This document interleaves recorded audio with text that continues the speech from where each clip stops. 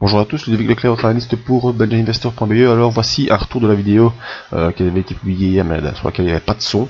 Et donc c'est un passage en vue de tous les indices pour voir quelle est la situation pour la semaine du 19 juin. Vous voyez une vidéo un peu plus longue que d'habitude, elle se battra sur le CAC, le SP, le DAX, le Nikkei et le BEL 20.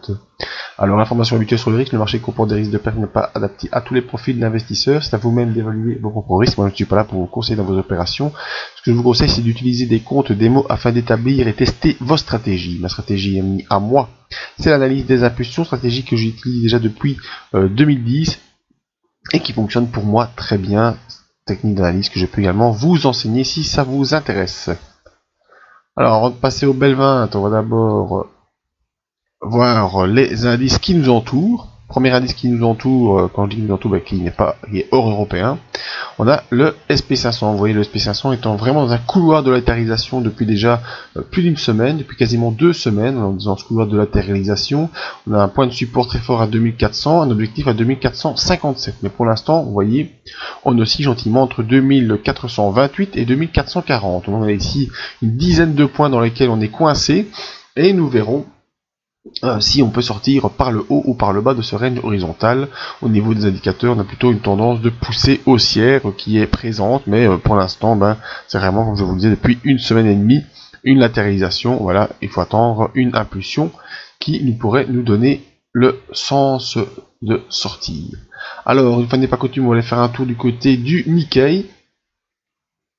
Et bien sur le Nikkei, c'est exactement la même chose. On a cette latéralisation qui est présente depuis encore plus longtemps, comprise entre 1262 et 2169, même si les dernières semaines étaient plutôt une tendance baissière. Vous voyez que depuis l'élection française, eh bien, on est vraiment dans ce couloir de la latéralisation, avec des bandes de Bollinger qui sont quasiment parallèles, qui vont en se rapprochant, tout comme sur le SP500. Les moyennes mobiles courte période sont quasiment en latéralisation, toutes les deux proches l'une de l'autre. Donc on attend une sortie soit par le haut, soit par le bas de ce couloir de latéralisation sur le Nikkei.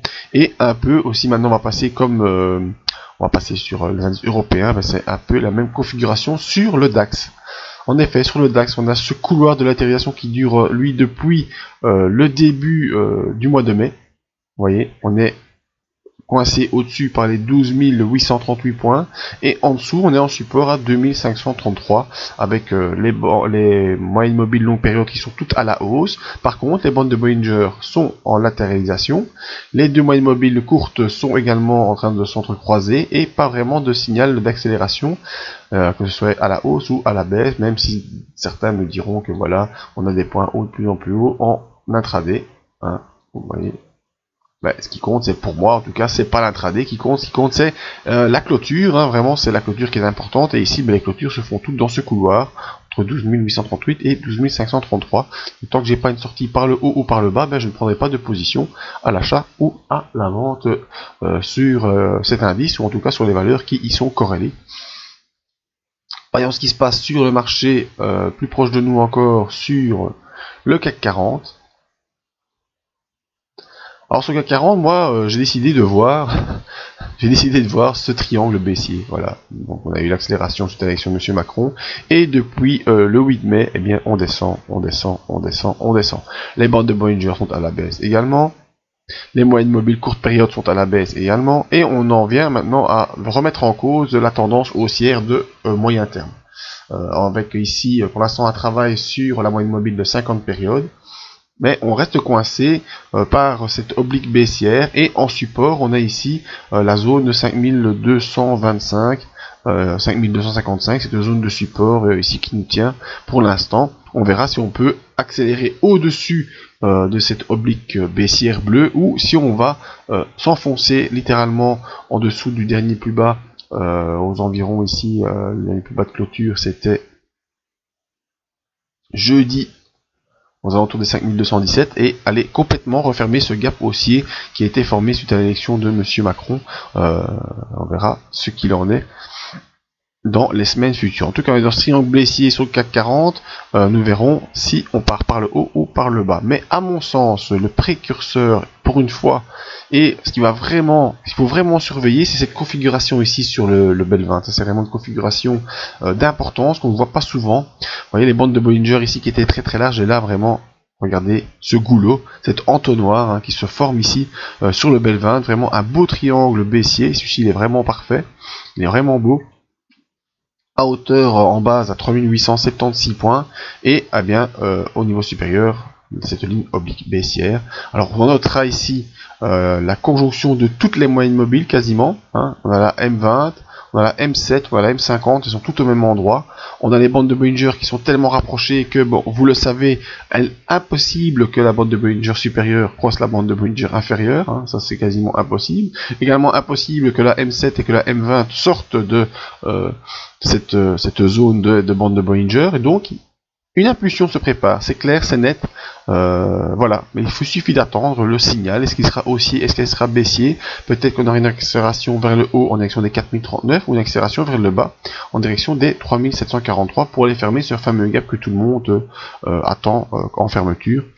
Au niveau des indicateurs, qu'est-ce qu'on a? Eh bien, on a un RSI qui est complètement neutre, on ne sait rien en tirer de ce RSI, il est entre 60 et 40. Et au niveau du MACD également complètement neutre, on est sur les zéros, avec un petit coup au-dessus, un petit coup en dessous, on ne sait rien analyser de tout ça. Donc voilà, on est vraiment sur une zone importante pour ceux qui ne sont pas en position, même ceux qui sont en position et qui attendent un débouclement, eh bien, on aura la réponse cette semaine. Est-ce qu'on accélérera à la hausse ou est-ce qu'on accélérera à la baisse? En tout cas, ici, on est sur un point de départ. Et si vous n'êtes pas en position sur le Belvin, c'est l'occasion de chercher après des turbos pour vous placer dès lundi. Et si le Belvin accélère à la hausse ou accélère à la baisse, eh bien, les autres indices vont suivre. Le CAC 40 passera au-dessus de sa zone ou s'enfoncera dans son gap. Le DAX ira chercher sa zone haute ou sa zone basse. À noter sur le DAX que depuis plus d'une semaine, on reste au-dessus de la M20, donc c'est plutôt une tendance à penser qu'on irait accélérer à la hausse. Surtout qu'on a, enfin le MACD fait la même chose que sur le Belvin, le RSI fait la même chose que sur le Belvin. Donc pour l'instant, c'est vraiment juste une impression par rapport aux moyennes mobiles qu'on pourrait aller chercher plutôt les accélérations haussières sur le DAX. Sur le Nikkei ou sur le SP500, commençons par le SP500, qu'est-ce qu'on voit? Eh bien, chaque fois qu'on a des accélérations baissières, on a des gros rattrapages pour revenir terminer dans ce tout petit couloir. Pardon. Au niveau de nos indicateurs, on a un RSI qui est au-dessus de 60 mais qui est en baisse. Et un MACD qui est également neutre sur le SP500. Et voyons aussi le Nikkei qui sera le premier à ouvrir dès lundi. Peu d'autres indications. On a un MACD sous son signal et qui va s'enfoncer en direction de 0, mais qui reste au-dessus de 0. Et par contre, on a un RSI qui, lui, est proche des 60. Donc tout ça, vraiment difficile à analyser, vraiment difficile à tirer de conclusion. On ne sait faire qu'attendre, mais en tout cas, c'est une bonne chose à savoir, c'est que pour tous ceux qui ne sont pas en place, eh bien, on est sur un point de départ de quelque chose, soit à la hausse, soit à la baisse. Les bornes sont bien claires, bien déterminées sur tous les indices, et que vous vouliez trader le Nikkei, le DAX, le CAC 40, le Belvin ou le SP500, eh bien, je viens de vous donner les repères à surveiller, et dès que l'un de ces repères à la hausse ou à la baisse est franchi, vous pouvez lâcher vos souris en direction vers les trades, qu'ils soient haussiers ou baissiers. Voilà, c'était donc mon avis sur tous les indices qu'on vient de passer en revue. Vous pouvez nous rejoindre sur le site pour les autres analyses en vidéo. La zone de contact si vous avez des questions à me poser. La gestion privée qu'on peut faire pour vous et qui va connaître une grosse expansion en 2018. Je vous en parlerai plus tard. Les soirées investisseurs en Belgique, c'est toujours faisable. La zone coaching pour des idées sur les actions européennes ou américaines. Et les formations à l'analyse si vous savez, si vous voulez prendre les mêmes repères que moi, très simple à choisir et très efficace. Merci à tous et à tout bientôt.